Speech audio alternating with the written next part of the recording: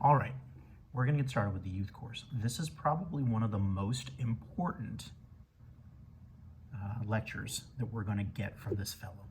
This is how you calculate your total compensation, which isn't as straightforward as you might think, especially when you start to consider benefits. So let's figure this out. If I asked you to choose between this job offer and this job offer, which would you pick? If you picked offer B, then you'd be like most people. But dig a little deeper and you'll see that this job offer over here comes with a lot of extra benefits. Whereas this offer, well, at least you get something. So now the question on your mind should be, are all these extra benefits worth the lower pay? Well, in this video, you're going to learn how to calculate everything your employer is offering you, even with those benefits included. Let's get into it.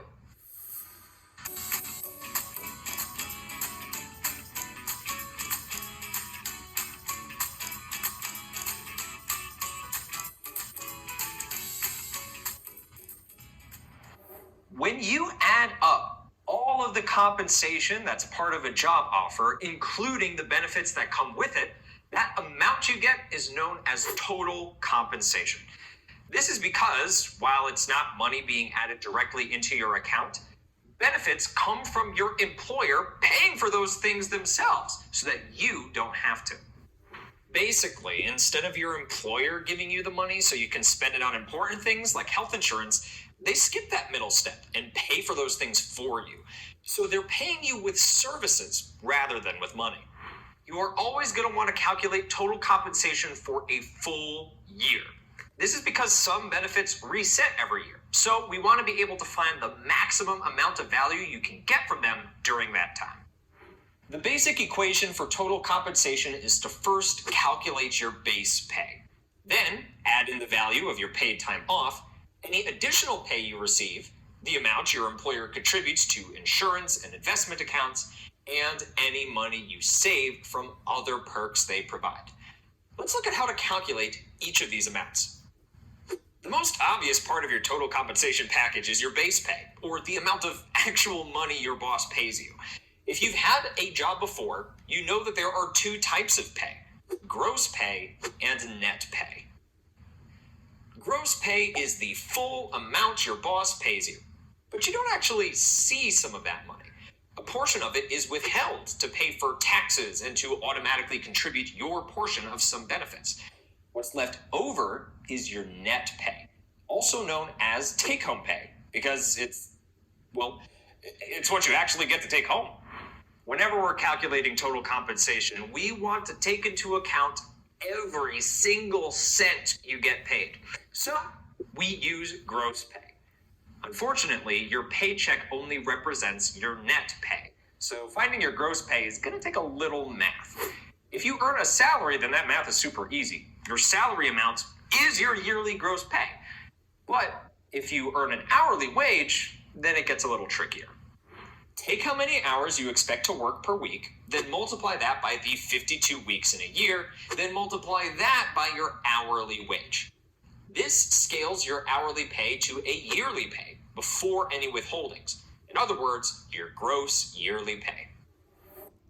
If you have a utility meter like this on the side of your house, you can get paid to go solar. Okay, now that we're done calculating your base rate, it's time to add in all of your paid time off and extra benefits. Keep in mind, not every employer will offer every possible benefit. So some parts of this lesson are going to apply to some jobs, but not others. If you're ever unsure about details like contribution amounts, accumulation rates, or any of the other details you need to know to calculate total compensation, then you may need to do a little digging. It could be as easy as logging into an employee portal online, or you may have to contact human resources directly. Okay, so paid time off is basically your boss paying you not to work. So it's almost as important as your base pay. If you earn a salary, then chances are your PTO is already built into the salary. So no need for any extra math. If you work an hourly wage, though, then there are no built-in hours, so you'd have to calculate your PTO just like you would your working hours. First, you need to figure out how much PTO you're getting in a year. Some employee contracts will tell you how much PTO you get, but many others don't. If your contract breaks it down by month, then multiply that amount by 12. If it breaks it down by week, multiply it by 52. Whatever amount you get for yearly PTO hours, multiply that by your hourly wage to get how much your PTO is worth. If your PTO is based on how many hours you work, that math could be hard, except you already did most of it earlier. Take the PTO accumulation rate on your contract and multiply it by your yearly base pay that you calculated earlier. So that takes care of your PTO value, the amount of pay that your PTO is worth. If you know your job provides other forms of monetary compensation, like commissions or bonuses, then you'll want to include those too. Bonuses can be a little hard to predict, but if you know you're getting a bonus, like say a sign-on bonus for a new job, then you'll want to throw that into the total compensation. Commissions are a bit trickier though, because those are based on your performance. For a job you've been at for a while, you could average your commissions from the past several months or even years. For a job you haven't actually started yet, try asking a few employees what they typically make from commission. Now that we've accounted for all the different ways you can get paid, we can start calculating all of your benefits, starting with the ones that your employer contributes their money towards. The biggest one here is probably going to be health insurance contributions if you have an employer-sponsored plan. There are a few ways you can find the information about this.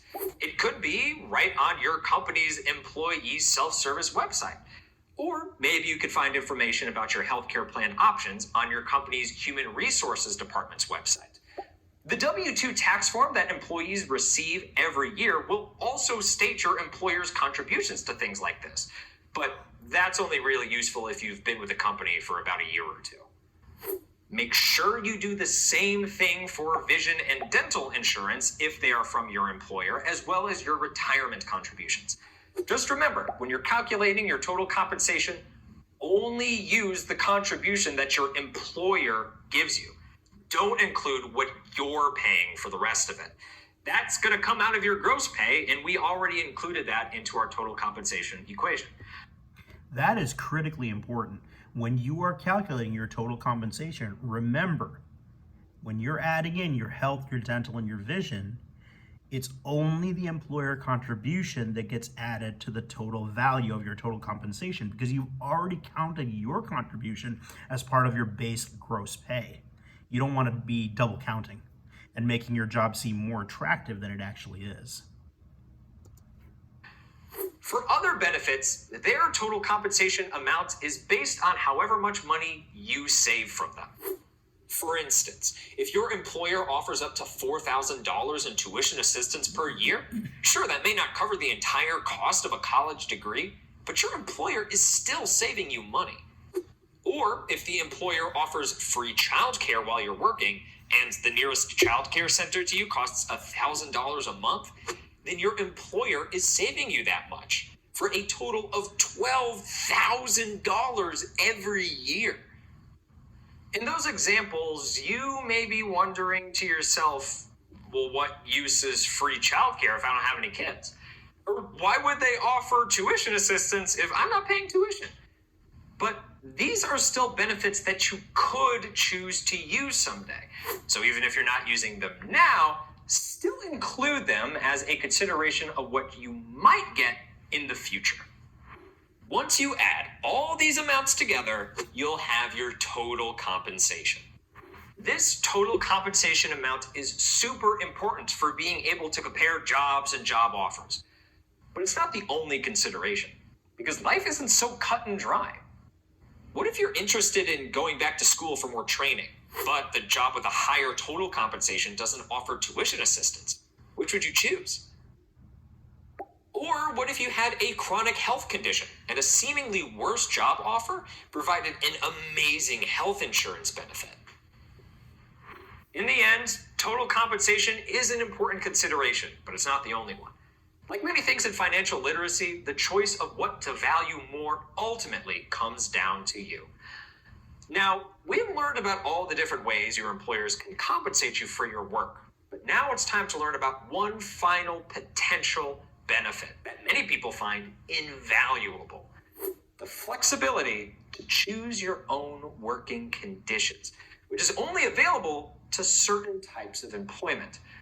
In the next lesson, I'm going to teach you about all the different kinds of employment, from full-time employment with maximum benefits to working for yourself with maximum flexibility. See you then.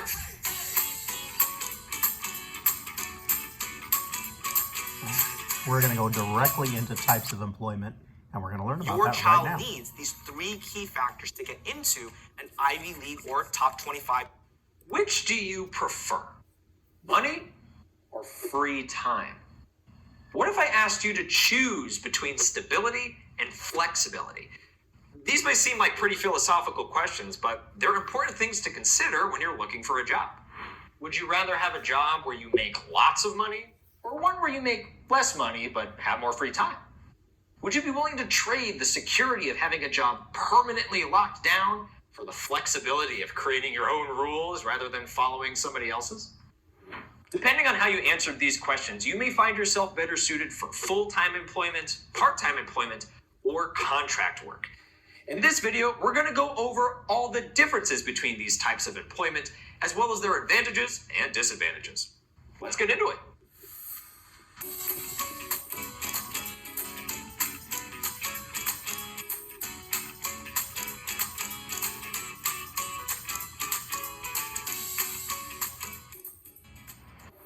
Employment comes with all sorts of different styles and expectations. Full-time employment is what people usually aspire to. Full-time employees are seen as more dedicated to their employer, and this is rewarded with a lot of perks. First, full-time employees are typically paid a salary, so their paychecks are more consistent and reliable. With a salaried full-time job, you can expect the same paycheck every month. In addition to the paycheck, employers are usually expected, and sometimes legally required, to provide their full-time employees with loads of benefits, especially a healthcare plan and paid time off. Also, full-time employees are usually favored for promotions, meaning you're much more likely to receive a huge pay raise and status boost. There are some major disadvantages to full-time employment, too. You'll be expected to work a lot, sometimes more than 30 hours a week, if not 40. In fact, a lot of salaried full-time positions are exempt from overtime laws, so there's no limit to how much you'll have to work. Some full-time jobs take so many hours that there's not many left in the day for you to do other things. If you'd rather have more free time while still maintaining a certain level of stability in your finances, you may consider working for fewer hours with part-time employment. It's called part-time because you're not working the full time. You're only working for a part of your time, between 20 and 30 hours a week usually, and you get free time for the rest of it. Many people work part-time while they're in school, or while they have a baby at home to take care of. The disadvantage here is that only giving the company part of your time means that the company only provides you part of the possible rewards. Total compensation for part-time employment is much lower than that for full-time employment. This is because part-time work is defined with fewer hours and typically an hourly wage, meaning your paychecks are much smaller than if you were being paid for a full-time salaried position. Plus, because you're working a variable amount of hours each week, your paycheck is variable too, making your pay less steady. Plus, part-time employees receive much fewer benefits than full-time employees, making the total compensation even smaller. Because of the much lower total compensation for part-time employees, many people find themselves taking on 2 part-time jobs just to make ends meet. So, if you don't carefully consider your finances before accepting that part-time position, you may not get as much free time as you initially hoped. The final major style of employment is contract work. Now, I don't mean work in which you have to sign a contract. No, that's pretty much every job is going to have you do that.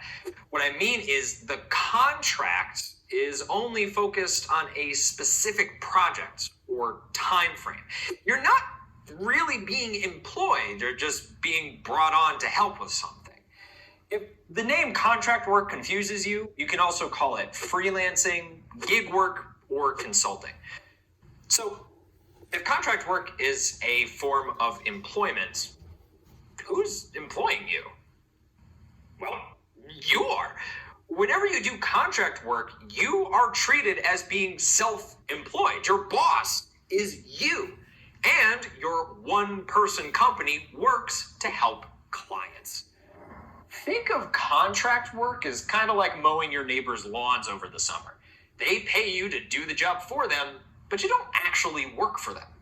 Since freelancers don't have to follow an employer's rules, they are free to choose their own working environment, as long as it allows them to complete the job that they were paid to do. If the job doesn't require you to be working when other people are, you can choose to do your work in the dead of night. You might want to do your work while sipping lattes in a coffee shop, from your own couch with a furry coworker, or even while chilling at the beach. You choose your own workplace rules, as long as they allow you to complete the job as expected. I know this may sound like a dream job, but there are significant downsides to working freelance, and it all stems from the fact that you are technically self-employed. To start, contract workers don't get many, if any, benefits, because your employer pays for those, and that's you. Second, one of the major benefits to full-time or part-time employment is that you're eligible for unemployment insurance if you lose your job. When working as a freelancer, though, if a client isn't happy with your work and fires you, you're technically not unemployed because you're still working for yourself. You don't get unemployment insurance, you just have to find another client, and fast. Finally, another major benefit of working full-time or part-time is that your employer will automatically withhold money for you to pay your taxes with each paycheck, so you don't have to worry about it. With contract work, though, all that responsibility falls squarely on your shoulders. You have to be incredibly financially skilled and disciplined to make sure that you save up enough money to pay for your taxes each year, because you don't have an employer to do it for you. So, which one sounds best to you? Full-time employment, which rewards you with a lot more compensation, but leaves you with a lot less time to spend it? Part-time employment, which gives you a lot more free time, but so much less compensation than you might have to spend that extra time working another job? Or contract work, with all the benefits of being able to make your own rules, but also the responsibilities of being both employee and employer at the same time. If you're having trouble deciding, that is totally okay. Most people will change jobs at least a couple times in their lives. So if you find that one style of employment isn't really working for you, you can always switch jobs and try another one. As a matter of fact, sometimes your job can change without you even realizing it. You may have new expectations and responsibilities put on you, like being asked to teach new hires, or your job itself may become obsolete, like when the invention of pasteurized milk meant we didn't need milkmen anymore. This inevitable change may seem terrifying, but that's why it's so important to be prepared for when the job market changes. In the final lesson for this unit, I'm going to give you some tips and tricks to make sure that you're ready when the job market shifts. See you then.